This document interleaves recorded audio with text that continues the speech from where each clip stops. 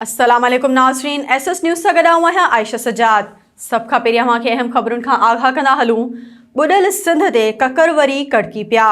हैदराबाद समेत सिंध जे मुख़्तलिफ़ शहरनि में बरसात जे वसकारनि माण्हुनि जा अहंज वधाए छॾिया। एसएस न्यूज़ जे नुमाइंदनि मूजिबि हैदराबाद में अॼु वरी बरसात जे वसकारे सबबि रोड रस्ता पाणी हेठि अची विया।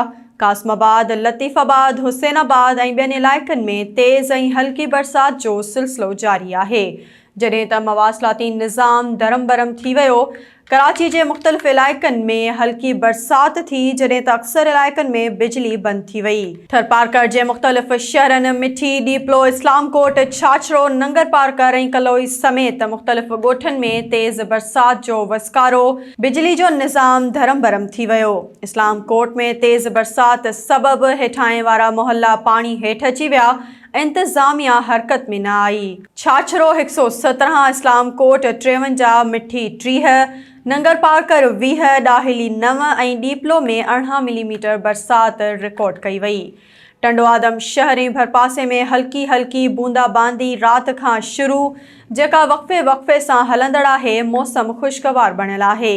सरहाड़ी ऐं भरपासे वारनि इलाइक़नि में हल्की हल्की बरसात शुरू, जॾहिं त मुख़्तलिफ़ ॻोठनि में 3 ॾींहनि खां बिजली जी फ़रहामी मुअतल आहे। बुलड़ी शाह करीम समेत आसपास जे इलाइक़नि में हिकु दफ़ो ॿीहर बरसात जो तेज़ वसकारो जारी आहे। बरसात मुतासिर पहिरियां खां ई खुलियल आसमान हेठि वेठल आहिनि।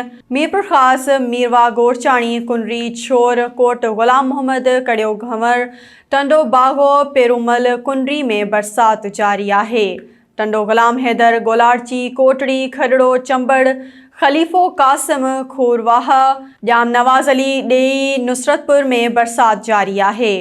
हाला, भिटशा, टंडो मोहम्मद ख़ान, मुलाकातियार, करीम बख्श, खोसो, कड़ियो घंवर ऐं भरपासे में बि बरसात पई। छोर जे मुख़्तलिफ़ इलाइक़नि में बरसात जारी आहे।